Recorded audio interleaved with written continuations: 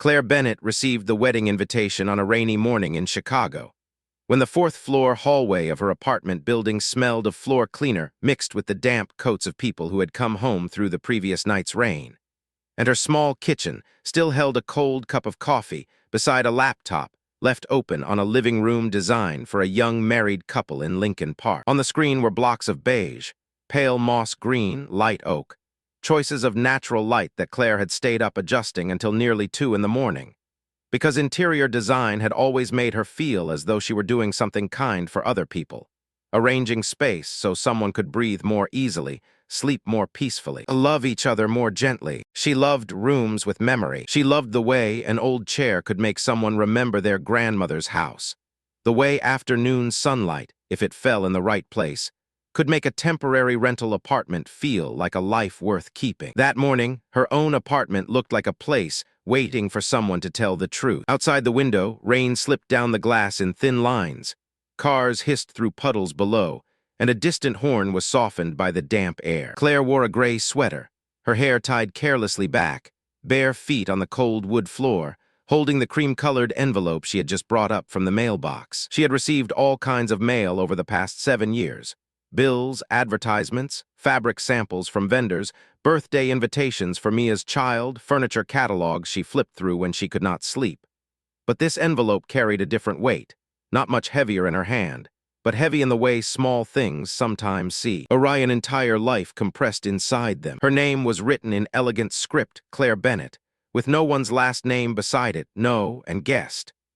No sign that the sender understood that this name had lived in Ethan Cole's phone for 7 years, as the woman he called when night came down, and his life was no longer loud enough to hide his emptiness. She tore the edge of the envelope open with her thumb, more slowly than usual, as if her body already knew what was inside before her mind agreed to know. The invitation slid out, thick paper ivory with the faint scent of fresh ink. The first words she saw were Ethan's name, Ethan James Cole. Beside it was Madison Elise Reed. She kept reading, her eyes unblinking. Together with their families. Request the honor. Celebration of marriage. Portland, Oregon. 7 months after he had left Chicago. 7 months after he had told her that distance might help them both clarify things. 7 months after he had stood in the living room of the townhouse, where the curtains she had chosen still hung over the windows, and said he loved her but did not know how to stop them from hurting each other. 7 months after he had held her for the last time like a man who did not want to lose anything, yet still did not have enough courage to choose it. Claire did not cry right away. She only sat down on the kitchen chair, placed the invitation in front of her, and set both hands on either side of it as if afraid it might move on its own. The cold coffee beside her had a faint lipstick mark on the rim. The laptop was still glowing, the living room design still waiting for her to choose between 2 pendant lights, one warmer, the other more modern in line. In that moment, everything in the apartment became too clear, too sharp, too real, as if the invitation had increased the resolution of her life and refused to let her blur a single detail. 7 years with her had not been enough for Ethan to be ready. 7 months with Madison had been enough for him to print his name on thick paper, place it beside another woman's name, send it to friends, family, co-workers, and even to her, the woman who had once stood in his kitchen at 2 in the morning washing wineglasses after he said that one day they would figure it out. She had waited 7 years for him to say he was not ready. Then he used 7 months to prove that marriage had never been the problem. The problem had been her. The sentence did not arrive in her mind like a dramatic line. It came cold, small, merciless. She lifted the invitation again, looked at the date, the place, the name, Madison. A name she had heard a few times through mutual acquaintances, a woman in Portland who worked at Ethan's company. A great fit with his family, really sweet, very steady. Phrases no one dared say directly to Claire, yet they still reached her ears licked. The faint clink of glassware in another room. One part of her wanted to call Ethan immediately, to ask him how, to hear him explain, to force him to say, "I'm sorry," in a way specific enough to make 7 years feel less like a theft. But another part of her, the exhausted part that had lived in her body longer than she realized, only sat still. Because the invitation was not just announcing a wedding, it was summoning every old year back, demanding that each one stand up and testify. It placed on the kitchen table not only Ethan and Madison's names, but also the townhouse key in her drawer, the Denver job email she had turned down, the toothbrush Ethan had hidden when his mother came over, the bottom drawer where her things had once lived like a secondary place in his life, and hundreds of sentences that began with, "I just need more time." Sentences Claire had used to lull herself through 7 Chicago winters. 7 years earlier, Claire met Ethan in a small bar near the Chicago River on a November night, when the windows were fogged with condensation.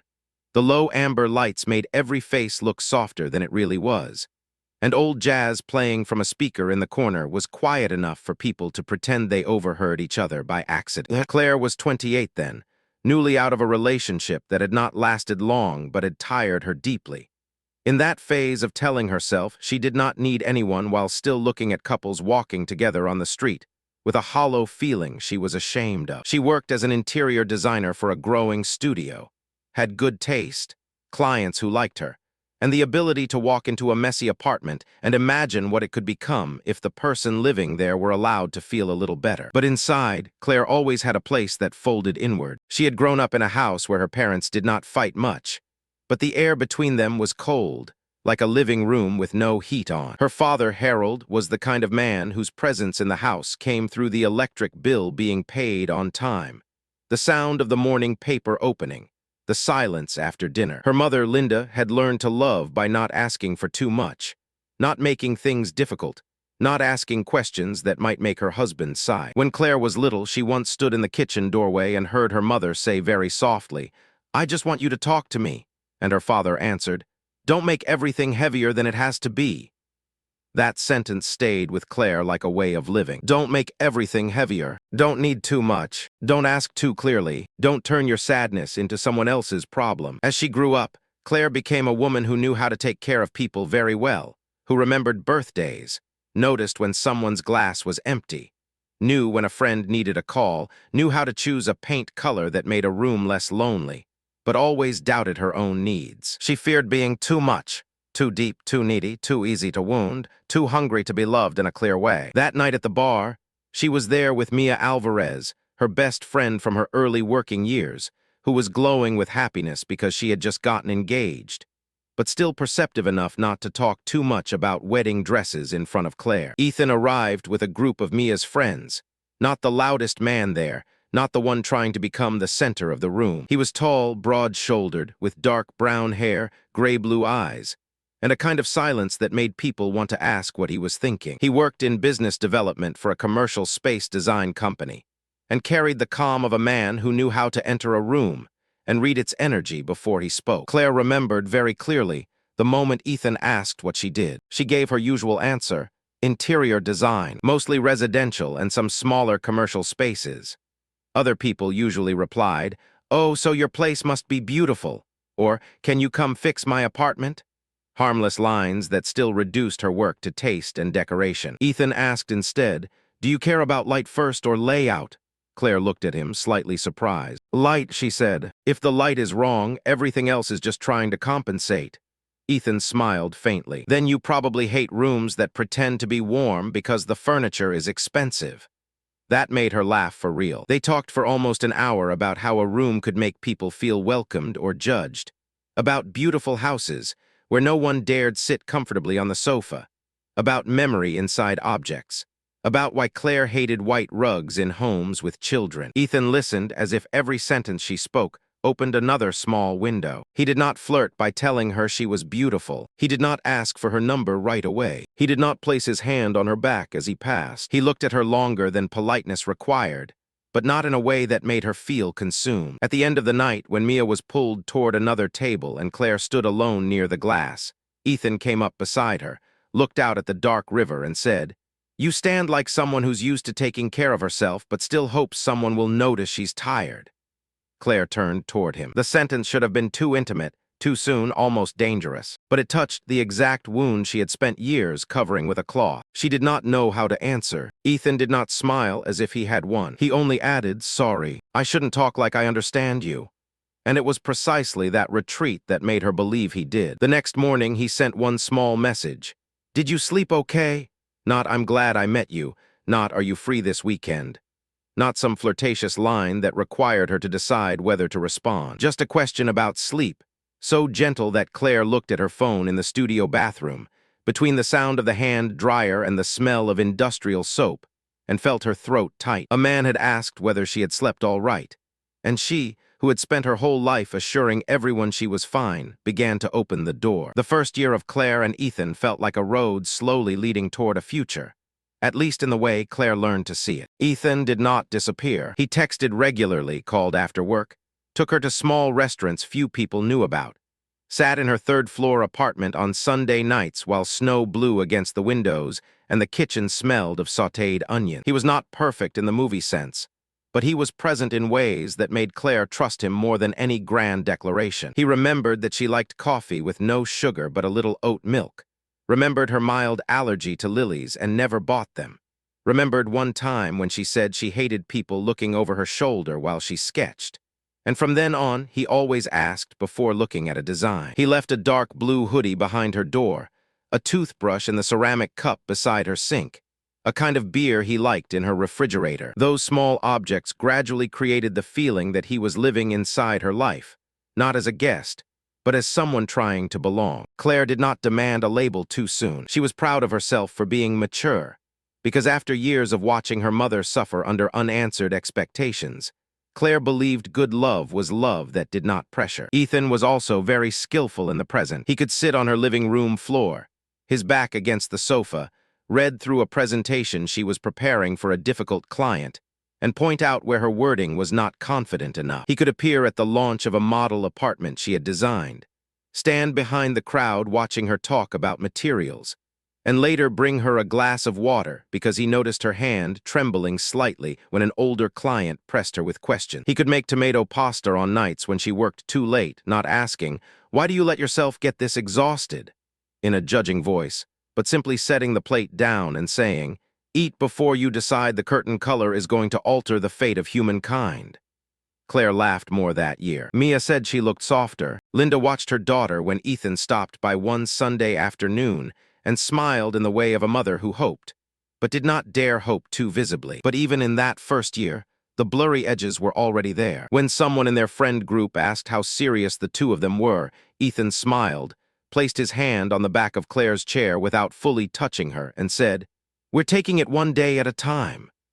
Everyone nodded as if it were a mature answer. Claire smiled along too, but the sentence stayed with her longer than she wanted. One day at a time. It sounded beautiful, sounded pressure-free, sounded like two people letting love grow naturally. But it also meant there was no map, no promise, no milestone Claire could look toward when she wondered where she was going. Ethan talked often about not wanting to repeat his parents' marriage, about Margaret, his mother, who had always treated marriage like a social project that had to be approved by family, finances, status, and the right person at the right time. He said his parents had lived beside each other like two managers of a failing family business. Polite in front of guests, cold in the dining room, using their children as the reason not to leave and also not to repair anything. "I don't want to get married just because everything reaches the age when people are supposed to get married," he said one night as they walked along Lake Michigan, the wind off the water freezing, Claire's hand tucked into his coat pocket. "I'd rather be slow than wrong."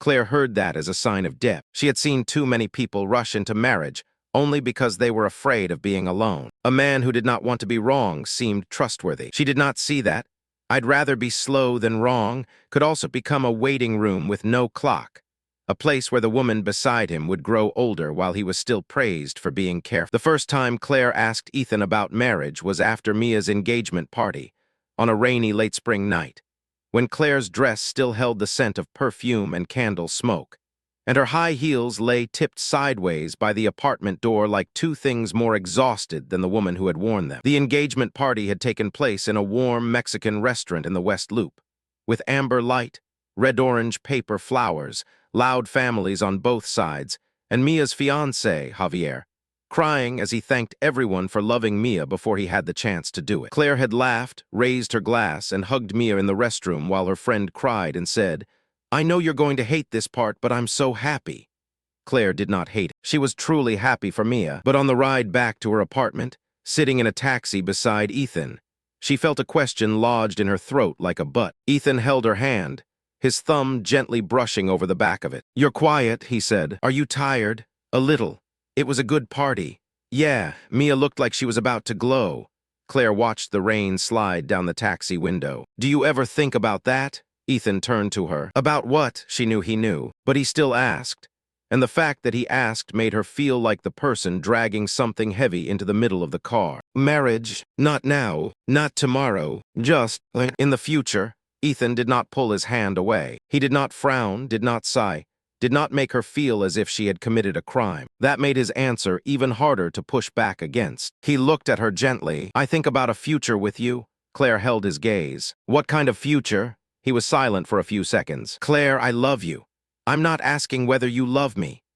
The air in the car changed very slightly, the way it does when someone closes a window in another room. Ethan looked down at their hands. I know, but that's the truest thing I can say without turning tonight into a promise I don't yet know how to make properly. I don't need a huge promise. I need to know if you see me there. I do. Then why do you sound like I'm asking you to sign something dangerous? Ethan closed his eyes for a beat, then opened them again. Because marriage is a big thing. Because I've seen people rush into it and ruin each other. Because I don't want to marry you just because our friends are starting to get married. Because I don't want you to look at me one day and think I promised something before I was ready enough to hold it. The sentences were beautiful in an adult way. Responsible, wounded experience. Claire listened and felt her anger shrink because it could not find a place to stand. She did not want to be the woman asking for a ring after her best friend's engagement party. She did not want to become a version of her mother who had asked Claire's father too many times, "Do you still want to be here?" Only to receive a silence that gradually made her mute. I understand, Claire said at last. Ethan lifted her hand and kissed it. I just don't want to do this wrong with you. That should have reassured her. Instead, it placed Claire in a position where if she continued asking, she would be forcing him to do something that might be wrong. That night, Ethan slept over. He held her from behind, his breath warm against the back of her neck. One arm wrapped around her waist. Claire lay awake in the dark, looking toward the bathroom, where Ethan's toothbrush stood beside hers in the white ceramic cup. A small, ordinary object, almost more intimate than a promise. She wondered how long a toothbrush could substitute for an answer. The next morning, Ethan made coffee, kissed her forehead before leaving, and texted from the elevator that he loved her. Claire read the message and blamed herself for having asked the night before. She told herself that mature love meant knowing how to wait until the other person was ready. She did not know she had just laid the first brick of a waiting room that would take 7 years for her to realize had no exit. When Linda Bennett was hospitalized in the second year of the relationship, Ethan became the kind of man everyone around Claire found easy to believe in. Linda had severe gallbladder pain in the middle of the night and had to go into surgery within 2 days. Claire received the call close to 3 in the morning, her mother's voice weak and trying to stay calm, exactly the way she had spoken about every hardship in her life. Not wanting to be a burden, not wanting anyone to panic, not wanting her own need to become too large an event. Claire was pulling on a coat while calling Ethan, unsure whether she was calling for help or simply because she did not want to hear her own heartbeat alone. Ethan answered after the second ring, his voice heavy with sleep but instantly alert when he heard her. I'm coming now, he said. He did not ask whether she needed him. He did not say he had a meeting in the morning. He drove to her apartment in 17 minutes, hair messy, coat pulled over the wrong layer of sweater, holding a water bottle and a granola bar because he knew she forgot to eat when she was scared. At the hospital, amid the smell of antiseptic, cold white lights, stiff plastic chairs, and the sound of stretcher wheels rolling through the hallway, Ethan sat beside Claire for hours. He spoke to the nurses when Claire did not understand all the medical terms, called her company to say she would be out, drove back to her apartment to get a warmer coat for Linda, bought soup from a place near the hospital after surgery because the hospital food made Linda nauseous. Linda, her face pale but her eyes brighter when she looked at Ethan, took his hand and said, Claire needs someone like you. The sentence warmed Claire before she had time to notice Ethan stiffen slightly. He smiled politely and squeezed Linda's hand. She takes care of herself better than you think. Linda looked at her daughter, then back at him. She's been taking care of herself for too long. No one said anything else. But on the drive back to Claire's apartment that night, after Linda had fallen asleep, Ethan was quieter than usual. Light rain tapped against the windshield, the wipers moving steadily. Claire, exhausted, leaned her head against the window and said, Thank you for today. Don't thank me. My mom likes you. She's very kind. She said that because she saw you being there for me. Ethan kept his eyes on the road. I know, why do you sound sad? He exhaled. Because sometimes people see one moment and put an entire expectation on it. I don't blame your mom. She loves you, but I don't want people turning the fact that I was there today into a story we're not ready to tell. Claire turned toward him. What story, you know? No. I want to hear you say it. Ethan was silent. Marriage, family, those things. You just sat with my mother in a hospital for 7 hours. Because I love you. But loving me still isn't enough for you to let other people think you might be part of my life. He looked at her at a red light, his eyes tired and sad. That's not what I'm saying. Then what are you saying? I'm saying I'm afraid of disappointing you if people start seeing me as a promise I don't yet know how to keep. Claire laughed very softly, without humor. Sometimes I'm afraid of that too. He reached over and took her hand. I don't want to lose you because I can't do everything as fast as other people. She let him hold it. She was too tired to pull away, and she was too moved by the fact that he had shown up all day to turn the ache into an accusation. That was what made Ethan dangerous in a way no one but Claire could see. He was not absent enough for her to condemn him easily. He was truly present, truly gentle, present long enough that every time she wanted to ask for more, she felt ungrateful. After the surgery, Linda asked one afternoon when Claire came by to visit, "Is he going to marry you?" Claire was sorting pills into a weekly box, and her hand froze. We're not in a rush. Linda did not answer right away. She looked toward the bedroom window, where afternoon light fell over a half-wilted plant. I said that for years, she said. With Dad, with myself. Claire snapped the pill box shut harder than necessary. Mom, Ethan isn't like Dad. Linda turned to look at her, her eyes not judging. I hope he isn't. That sentence stayed with Claire longer than any loud objection would have. But she still went home, still called Ethan, still listened to him say, I love you, and still believed that a man who had cared for her mother like that could not be standing outside her future. She did not know that kindness in the present can be the very thing that keeps someone longest in a place with no future. The Denver opportunity arrived in the 3rd year in the form of an ordinary-looking email in Claire's work inbox.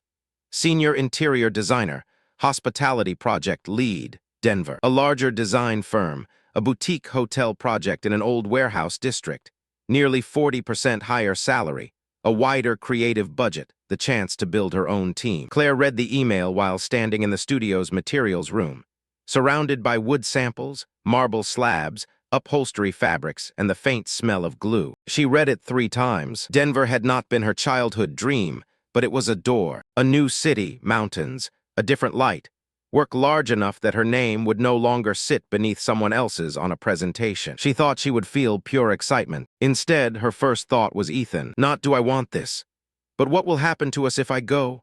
That evening in her apartment, the yellow desk lamp casting light over the sofa, Ethan leaned back, his tie loosened, a glass of wine in his hand. Claire showed him the email on her laptop. He read slowly and nodded. This is a big opportunity. Yeah, they really want you. Seems like it. He smiled, but the smile did not reach his eyes. You deserve it. Claire sat beside him. What do you think? I think you should ask yourself what you want. The sentence was right. Too right. She hated it immediately. I'm asking you because you're part of my life. He set the laptop down. I know, if I go, what happens? Ethan looked at his wine. Then I don't know what happens to us. Not we'll find a way, not I'll visit, not don't let me keep you here. Just a sad sentence placed between them like something fragile. I want you to be happy, he said afterward. But there's no but. There is. I can hear it. He smiled faintly, sadly. Claire, I don't want to be the man who tells you to give up an opportunity. I won't do that, but if I take it, I'll be the one leaving. I didn't say that. You don't have to. Ethan closed his eyes. This is what I'm afraid of. Everything I say becomes pressure on you.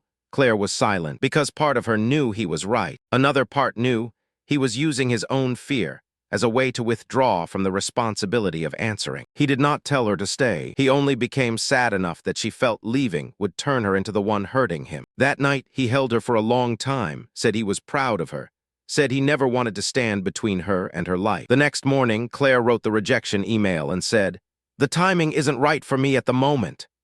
She looked at the sentence on the screen, the cursor blinking after the period, and felt something drop very deep inside her. Ethan came that evening with white tulips, the kind she liked, and a box of pastries from a bakery she had mentioned once. He held her and said, I won't forget this.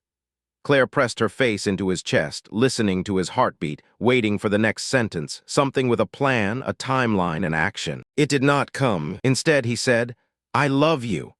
Claire realized she had traded a real opportunity for a true sentence that still was not enough. When Mia found out, she was 6 months pregnant, her belly round beneath a cream sweater, sitting in a cafe near Claire's office with both hands around a cup of hot cocoa. "You turned down Denver because of Ethan?" Mia asked. "I turned it down because the timing wasn't right." Mia looked at her. "Whose timing?" Claire bristled. "Don't act like I don't have the right to choose." "I'm not saying that. Ethan didn't tell me to stay. That is exactly the problem." Claire set her cup down more sharply than necessary. "You always think the worst of him," Mia exhaled. "No, I think he doesn't need to tell you to stay. He only needs to be sad enough for you to stay on your own." The sentence made Claire's face grow hot. "You don't understand our love." Mia looked at her, her eyes tired from pregnancy and from loving her friend. "Maybe not, but I understand a woman calling her sacrifice a choice, because it hurts less than admitting someone else is benefiting from it." Claire stood before she started crying. For the next 2 weeks, she did not answer Mia's messages. She told herself she needed space. In truth, she needed to protect the story of Ethan from the one person brave enough to hold a light up to it. Mia sent one final message before going quiet. "I don't need you to agree with me today. I just need you to remember this when you start to feel like you're standing still."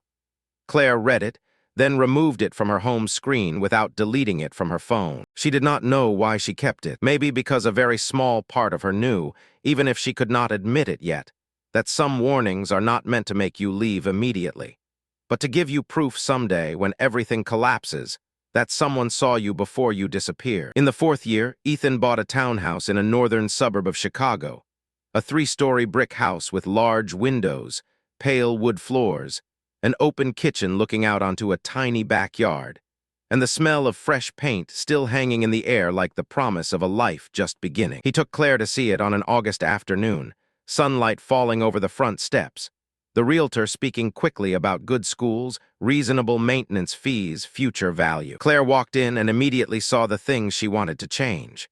The living room light was too cold. The white walls turned too blue in the afternoon sun. The kitchen needed a warmer pendant light, and the second-floor office could become beautiful if painted a gray-blue and arranged with the desk near the window. Ethan watched her watching the house and smiled. "I know you're designing it in your head already. I can't turn it off." "Good. I need you." The sentence warmed her. He needed her. He asked where the sofa should go, whether he should replace the cabinet pulls, whether the curtains should be linen or heavier cotton. What could be planted in the backyard without making it feel too fussy? Claire moved through each room, her hand gliding along the door frames, her heart beating faster in a way she hated to admit. This house could be a step forward, not a ring, not a proposal, but a real space, something bought with real money, somewhere she could help him build. When the realtor, a bright blonde woman named Dana, laughed and asked, "Will your girlfriend be moving in too, or are you two taking it step by step?" Ethan answered too quickly. "No, not yet. It's just me for now. Just me for now." The sentence fell into the new kitchen like a cracked glass. Claire kept smiling. She nodded and pretended to be looking at the height of the counter. Dana continued talking about the loan paperwork, the closing date, the inspection. Ethan did not look at Claire right away. He knew. In the car afterward, as they drove back toward the city, Claire looked out the window at the green strips of trees pulling away. Grocery stores, gas stations, suburban houses with neatly cut lawns. "Just me for now," she said. Ethan exhaled. "Claire, I'm only repeating it. I didn't want to talk about personal things with the realtor. She asked a very normal question, and I gave a very normal answer. So I'm not a normal part of this plan." His hands tightened on the steering wheel. "I brought you to see the house before I even showed my mother. Bringing me to see it and letting me belong in it are two different things. What did you want me to say? That you're moving in next week? That we're getting married in the backyard before I've even unpacked? Don't do that." "Do what?" Turn my question into something irrational. Ethan was silent, then softened his voice. "I'm sorry. I want to do everything right. I don't want you moving in, and then a year later realizing I'm not ready for the next step and hating me."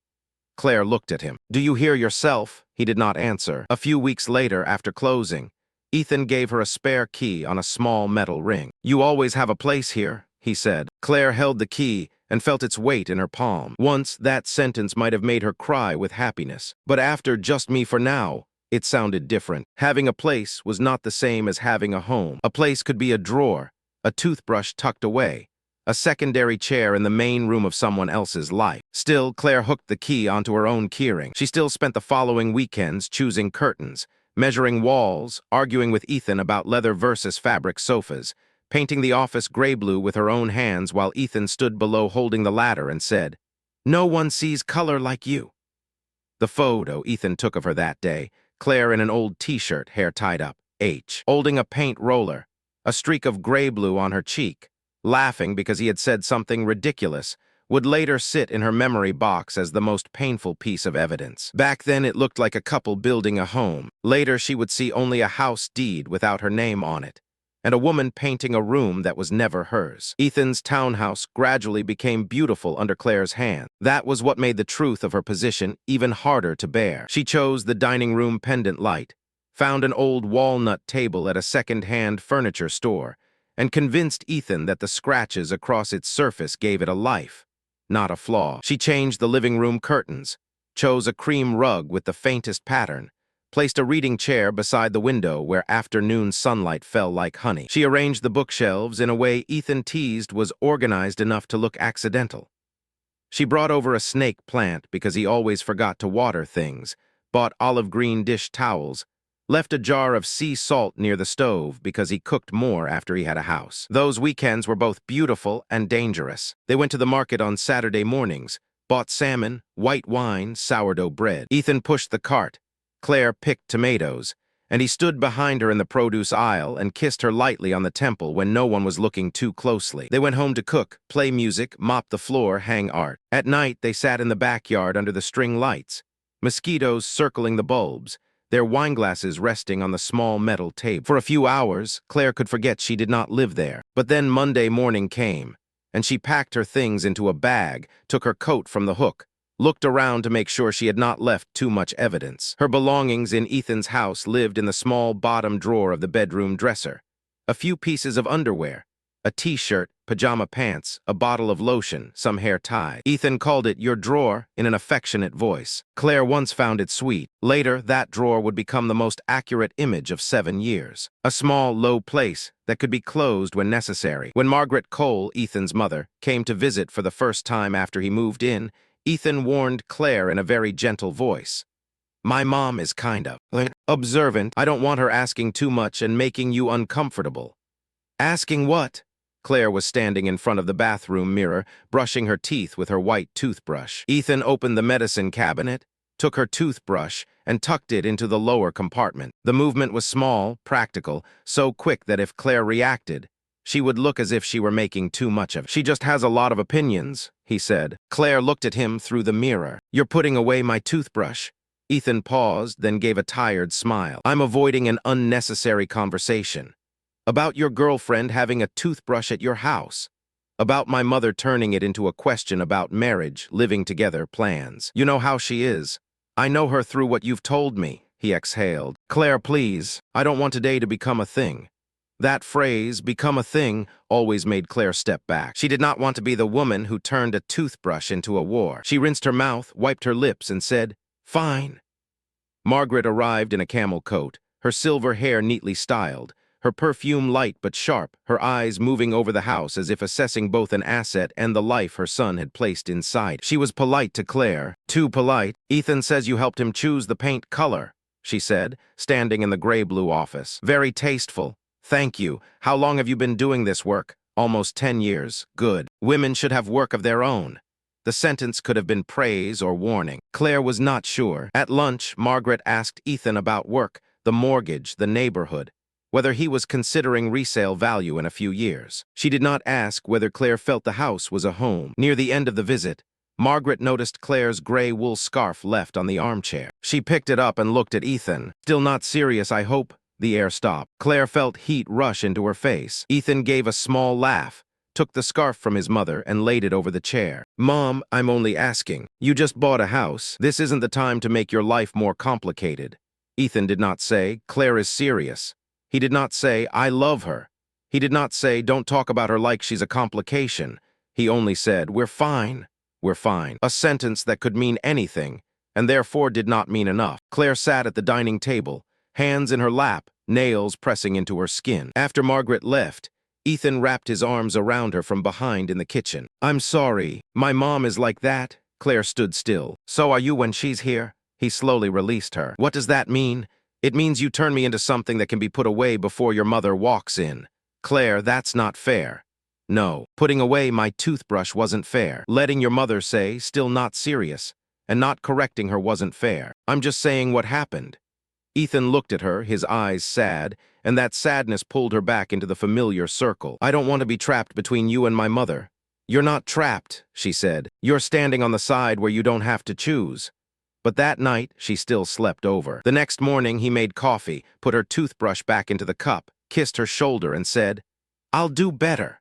Claire nodded, because she wanted to believe better was a place they were going, even though he never said where the road was. The backyard dinner at the end of the summer, when Claire was 34, would later become one of the nights she thought of, as a door she had placed her hand on but never opened. It was humid that day, the yellow string lights in the townhouse backyard hanging a little too low, mosquitoes circling the glow, the smell of cooled grilled meat mixing with freshly cut grass from the neighbor's yard. Claire and Ethan ate late after a day she had spent helping him rearrange the living room because he wanted to replace the sofa, while she was exhausted from a Milwaukee hotel project whose client had changed the budget at the last minute. Ethan wore a black t-shirt, his hair still damp from the shower, bare feet on the wooden deck. Claire watched him pour wine, watched the light fall over his face, and felt a sadness in herself that no longer felt young. Not the panic of the first year, not the jealousy she felt when friends got engaged, but a tired recognition. If she did not ask, another year would pass. Then another. She set her glass down. "Ethan, I need to ask you something." He looked at her, and she saw his body prepare before he spoke. "Okay, do you want a family? With you?" Don't answer by making the question sound more romantic. "I'm asking for real." Ethan leaned back in his chair. "I think about it." "How?" "I think if there's anyone I could imagine that with, it's you." The sentence was beautiful. Too beautiful not to be useless. Claire closed her eyes for a second. When he was silent, not an exact date, but a direction, a plan, something more real than someday. Ethan looked down at his wine. "My finances aren't where I want them to be. You bought a house." "Exactly. Your job is good, but not certain. The company might open a new branch. I may need to travel more." "So when is it certain enough?" He exhaled. "I don't know. Do you want to marry me?" Ethan looked at her, pain in his eyes. "I don't want to lose you." Claire felt something sink in her chest. "I didn't ask if you're afraid to lose me. I asked whether you want to marry me." "Yes." "Then why can't that sentence stand on its own?" He did not answer. The distant sound of cars, mosquitoes tapping against the little bulbs, a neighbor's back door closing. Claire heard herself ask the question she had avoided for years. "You don't want to lose me. So how are you keeping me?" Ethan was silent, not because he did not hear her, because there was no answer that did not require action. Claire looked at the man she loved, the man who had cooked for her, cared for her mother, called her when she could not sleep, remembered every small detail, and understood something painful. He loved her with a love that could sit beside her in a backyard, but could not walk into full light. That love had warmth, habit, history, but no spine. She should have stood, taken her bag, placed the key on the table, and left. She knew that even then, if only as a small voice inside her. But Ethan got up, walked around the table, and knelt in front of her chair, not to propose, only to place both hands on her knees and look up at her with wet eyes. "I know I hurt you," he said. "I hate myself for not being able to give you an easier answer. But I love you. I love you so much I'm afraid of doing this wrong with you." Claire placed her hand on his hair. She felt sorry for him and hated herself for it. "I don't need an easy answer. I need a true one. I'll do better." "What does better mean?" He closed his eyes. "I don't know yet, but I will." The next morning in the kitchen, he wrapped his arms around her from behind as she made coffee, his chin resting on her shoulder. "I'll do better," he said again, his voice rough with sleep. Claire looked at his hands on her stomach, the morning light on the countertop she had helped choose, the townhouse key on her keyring beside her wallet. She nodded, not because she fully believed him, because she did not yet know how to stop believing and still survive that day. The 7th year did not begin with a collapse, but with absence becoming clearer. Ethan grew busier. His company began discussing opening a branch in Portland, and then longer business trips appeared on his calendar. His messages were still gentle, but less frequent, less detailed. "Long day. Thinking of you. Miss your face. Sentences strong enough to keep a thread, not strong enough to weave the cloth back together. Claire also began having pieces of life that did not orbit Ethan, not because she suddenly became strong, but because something inside her had grown too tired to keep putting all its energy into a door that would not open. She signed up for a Wednesday night pottery class after years of saying she had no time. The first mug she made leaned badly to one side, the blue glaze running unevenly. But she brought it home and placed it on her kitchen shelf like a small piece of evidence that her hands could still create something that did not need Ethan to see it in order to exist. She made peace with Mia. Their first meeting after the distance took place at Mia's apartment, while Mia's little son Leo slept in a bouncer. And Mia, hair messy, shirt stained with milk, eyes shadowed with exhaustion, still looked at Claire with her old bluntness. "I'm sorry I made you feel judged," Mia said. Claire shook her head. "I'm sorry I turned you into the enemy." Mia smiled sadly. "I'm used to it. People who tell the truth usually have to wear the villain costume for a while." Claire laughed, then suddenly cried, covering her face before she could stop herself. Mia did not say, "I told you." She simply sat beside her friend, handed her tissues, and let the silence do its work. Claire accepted a project in Milwaukee, took the train alone, stayed in a hotel for 2 nights, ate dinner at the bar, and did not text Ethan every detail. For the first time in years, there was a day when she realized she had not checked her phone in 4 hours. The feeling was both light and painful, like removing a ring worn so long that the finger still held the mark. One night while clearing old emails, Claire opened her message history with Ethan and searched for "we will." Almost nothing came up. There were many "I love you," "I miss you," "I'm trying," "I need time," but very few sentences began with "we will find a home. We will talk to my mother. We will set a date. We will decide together." Her 7 years were full of love in the present tense and delay in the future tense. Then Ethan told her he would be moving to Portland for 6 months to open the new branch. They sat in the townhouse living room, late snow falling outside the windows, though the season was nearly over. The room holding the rug Claire had chosen, the reading chair Claire had found, the floor lamp Claire had bought during a post-Christmas sale. Ethan said distance might help them clarify things. Claire looked at him. "After 7 years, you still need distance to understand what we are." Ethan rubbed his face. "I don't want us to keep hurting each other." "Us, Claire? No. Don't split that sentence evenly. I'm not the one keeping me in this state." He stood and walked to the window. "I know I've hurt you. You've known for a long time. I don't want to lose you." "How many times have you said that?" He turned back, his eyes red. "Because it's true, but it doesn't do anything." He cried, not loudly, only tears gathering until his voice broke. "I just need more time to understand where I can stand without destroying both of us." Claire looked at him, and the exhaustion in her finally hardened into one sentence. "You've had time. You've had so much of mine." The air in the room changed. Ethan heard it. So did she. This was the first time she had named what he had taken. Not a ring, not a title, not a house, but time. He stepped toward her, but she stepped back. "I can't do another round." "So this is a breakup?" he asked, as if he had not been the one who had brought them to the edge, and then seemed surprised when she looked down. Claire glanced around the room she had helped create. "I think it broke a long time ago. I'm just the last person getting notified." He sat on the sofa, both hands covering his face. She wanted to go to him, wanted to place a hand on his shoulder, wanted to do what she had done for 7 years. Take care of his pain so she would not have to look at her own. But this time she did not. Ethan flew to Portland 3 days later. He texted when he landed, "I'm here."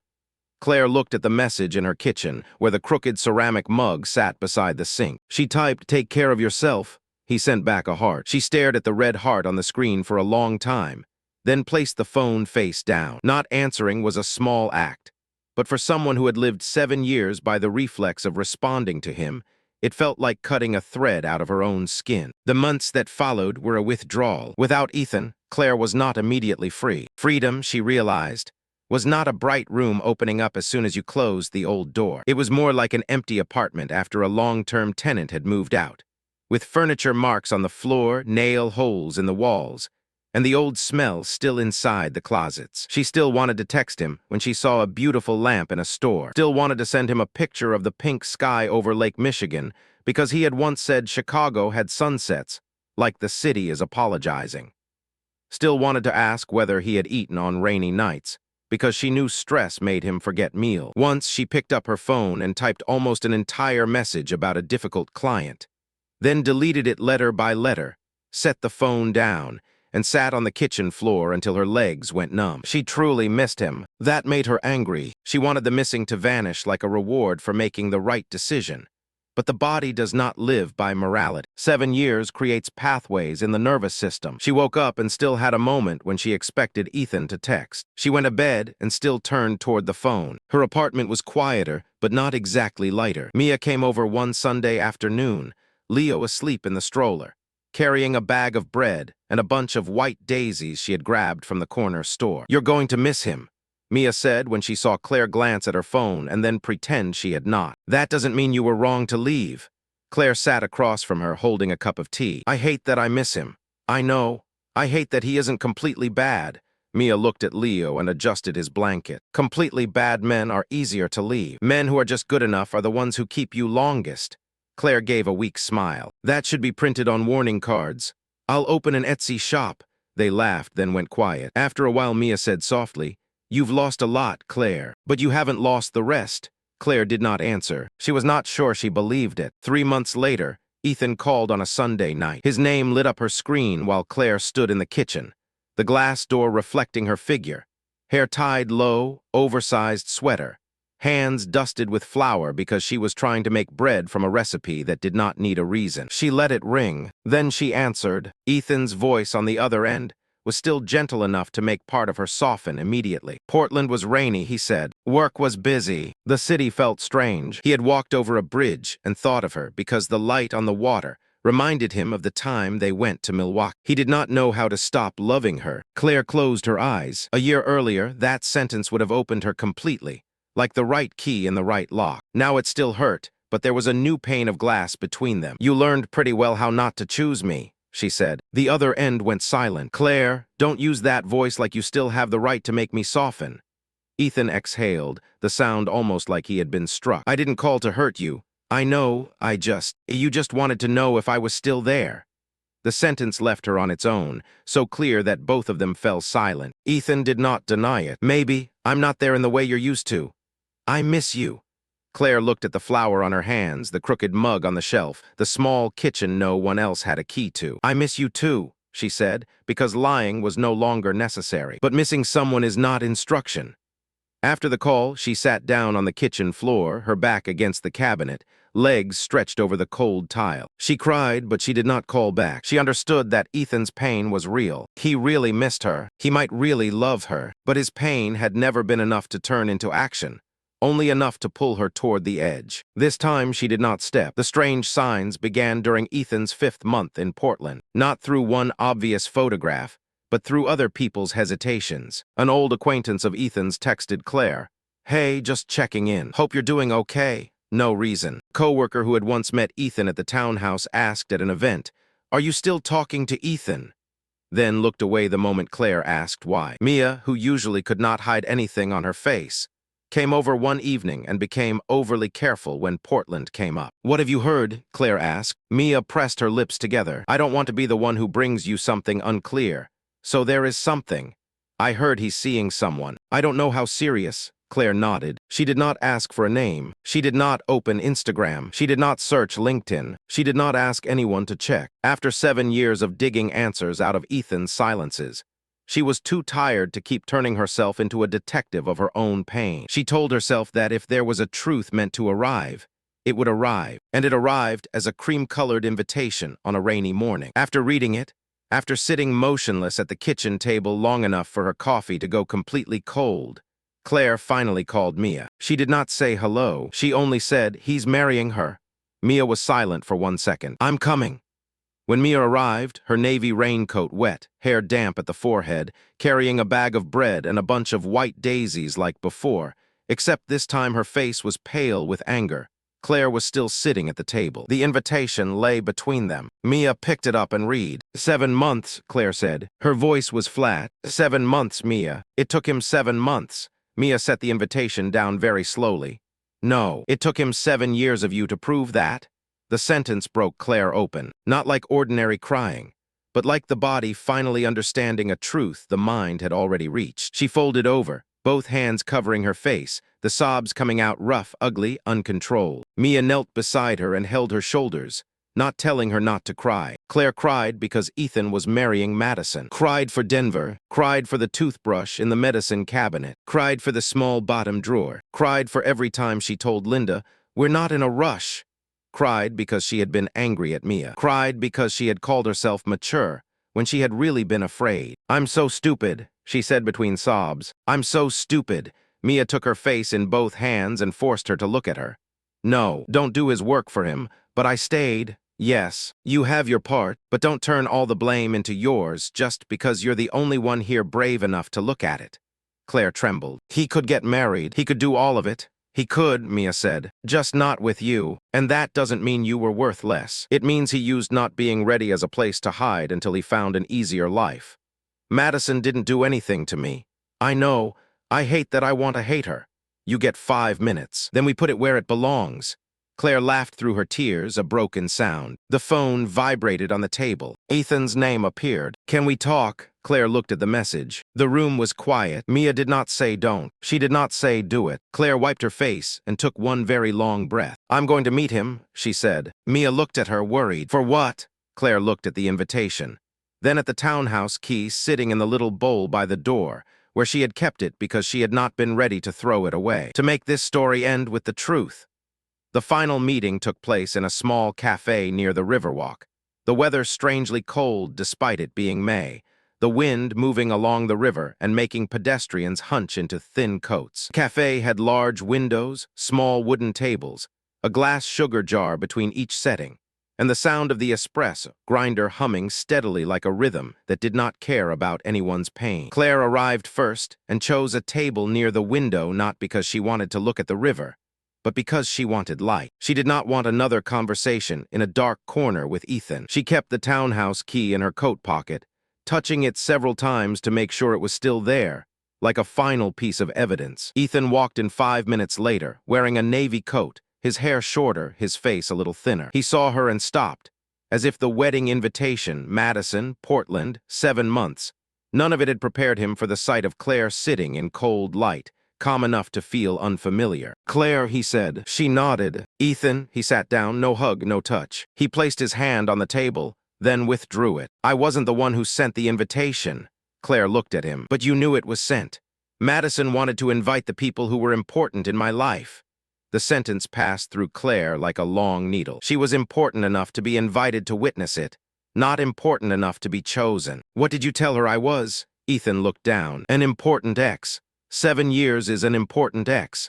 I didn't know what else to call it without making everything." "Heavier?" she asked. He closed his eyes. "I'm sorry. For what? For everything?" Claire shook her head. "No. That's how you escape. Everything is too big, so you don't have to hold anything specific." "What are you sorry for?" Ethan opened his eyes. The coffee grinder sounded behind him. A woman at the next table laughed into her phone. "I'm sorry I couldn't give you what you needed."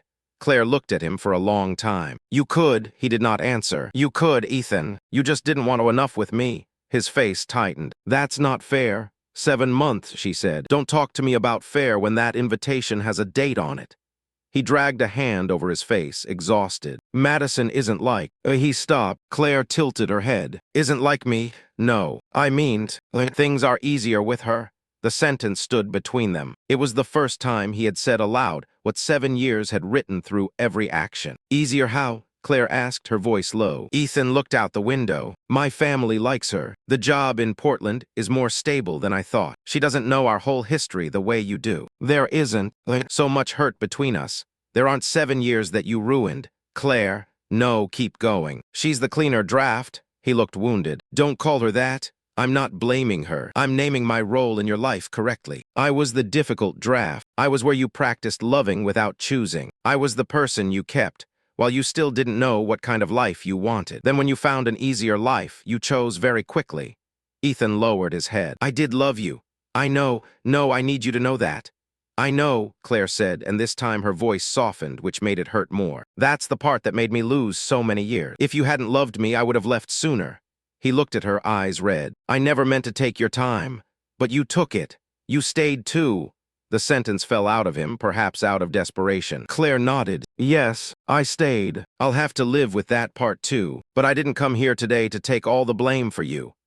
She took the townhouse key from her pocket and placed it on the table between them. The sound of metal touching wood was small, but Ethan looked at it as if it were larger than both of them. "I kept it too long," she said, "because I thought it meant I had a home in your life. But it only opened the door to a house in your name, where my things lived in the bottom drawer and my toothbrush could be hidden before your mother walked in."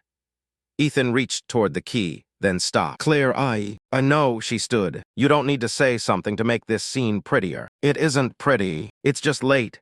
He stood too, a small panic in his eyes. "Are you going to be okay?" That question from someone else might have been gentle. From Ethan, it was the final thread. Claire looked at him. "I don't know, but I'm not going to use not being okay as a reason to come back." She walked out through the front door of the cafe, past the sound of the grinder, past the smell of baked goods, past people who did not know that the man sitting by the window had just lost the central role in a story he had held for too long without ever writing an NG. For the first time, Claire did not turn back to care for Ethan's real pain. Outside, the river wind hit her face so coldly that her eyes watered. She let the tears fall and did not wipe them away right away. Not everything that runs down your face needs to be explained. The night after the meeting, Claire pulled the box out from under her bed. It was a gray fabric box she had bought years earlier to hold the things she didn't know where to put. A harmless phrase for the evidence of an unnamed life. The apartment was quiet, the wooden floor cold beneath her feet. The rain outside already stopped, but the streets still glossy with water. She opened the box slowly. Movie tickets from the first year, when Ethan took her to see a French film that was far too long, and they ate burgers at midnight afterward. A photo from Milwaukee, Claire standing in front of a hotel under construction, Ethan visiting unexpectedly, one arm around her waist, her face bright with happiness because back then she did not yet know how long surprise could substitute for a plan. A promotion card from Ethan that read, "No one creates belonging like you do." Claire read that sentence again and found it unintentionally cruel. She created belonging for other people, while in his life she had never fully belonged. There was Ethan's wool scarf, his smell almost gone. There was a note he had left on the townhouse counter. "Coffee in the pot. Don't work too hard."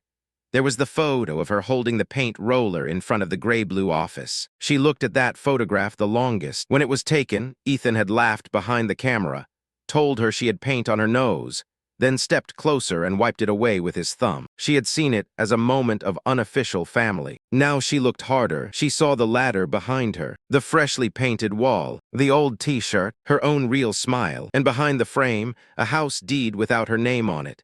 A man who would hide her toothbrush if his mother asked.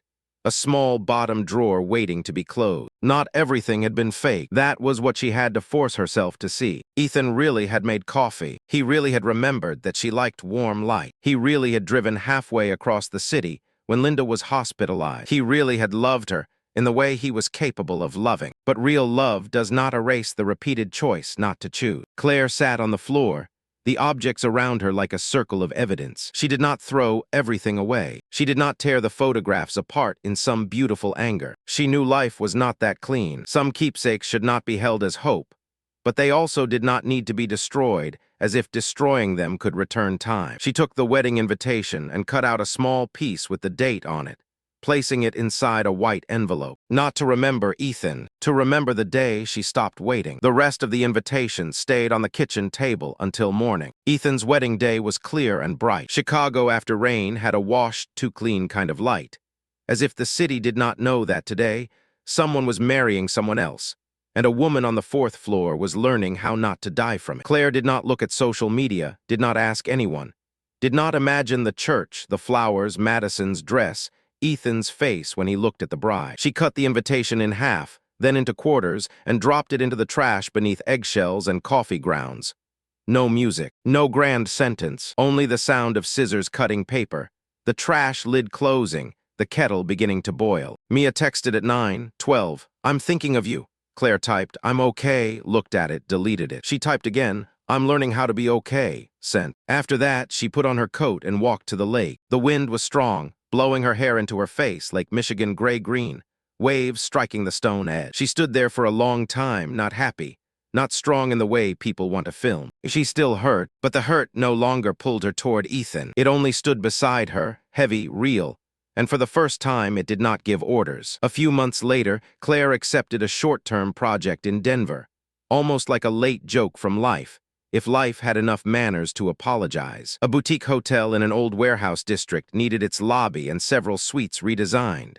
Red brick, tall windows, concrete floors, a wide, dry afternoon light completely unlike Chicago's damp glow. When the email arrived, Claire read it at the office and did not think of Ethan first. That made her pause. She thought of herself, of the brick color, of how Denver light would fall over a brown leather sofa, of where she could place plants, so the space would feel less cold without pretending to be warm. Then she thought of the woman who had turned down Denver years before, the woman who had written, "The timing isn't right," when she was really choosing to stand beside a man who was not choosing her. Claire accepted the project. The hotel was under construction when she arrived, smelling of dust, cement, cut wood, and coffee from the construction crew's paper cups. She stood in the empty lobby, drawings in hand, afternoon sunlight pouring through the tall windows in long rectangles across the concrete floor. No version of a life comes back whole. This Denver was not the Denver she had lost. She was 35, not 31. She was more tired, more careful, less trusting of beautiful sentences. But when she showed the crew how to turn the reception desk so the light would not blind guests as they entered, she realized she still had the ability to arrange a space according to her own instinct, without wondering whether Ethan would like it, without imagining him behind her saying that color was too cold, or that light felt like the house he once wanted. Nearly a year after the wedding, while Claire was at the Denver airport waiting for her flight back to Chicago, her phone buzzed. "Ethan, I hope you're well." She looked at the words. She did not tremble. No chill ran through her. She did not feel the need to answer to prove she was kind, and she did not need to withhold an answer to punish him. Once a door is closed, you do not need to check who is still standing on the other side. She turned off the screen, placed the phone in her bag, and looked out at the runway, where a plane had just taken off, its wheels leaving the ground in a movement so decisive it felt almost brutal. Years later, while cleaning out a desk drawer, Claire found the scrap of paper with Ethan's wedding date tucked inside the white envelope. The paper had curled slightly, its edges yellowing, the words still clear. She held it for a moment. She did not cry. She did not smile. The apartment had morning light on the floor, a hot cup of coffee on the table, and a rosemary plant outside the window that she often forgot to water but that kept living with stubborn grace. Claire read the date, and for the first time it no longer felt like the day Ethan chose Madison. It felt like the day Claire began choosing not to lose anymore. She stood, walked to the trash can beneath the sink, and dropped the paper in. The lid closed very softly. There was no feeling of victory, no complete release. 7 years did not return. The old Denver did not return. The opportunities not taken. The nights waiting by the phone. The times she told herself not to be too much. The days she arranged her life around Ethan's unreadiness. All of it was still part of what had been lived and could not be repaired. But there was another irreversible thing, too. She no longer stood in the waiting room. From then on, when someone told Claire they were not ready, she no longer automatically heard, "Wait for me." She heard it more accurately, more coldly, more kindly toward herself. "He has not chosen you." And sometimes, understanding a sentence correctly is the only way a woman walks out of the room that has kept her too long. Claire waited 7 years for a man who said he was not ready. Then he married someone else in 7 months. But what freed her was not realizing that he had been wrong. What freed her was realizing that lost time was not as frightening as continuing to give more time to a story that had answered her long ago.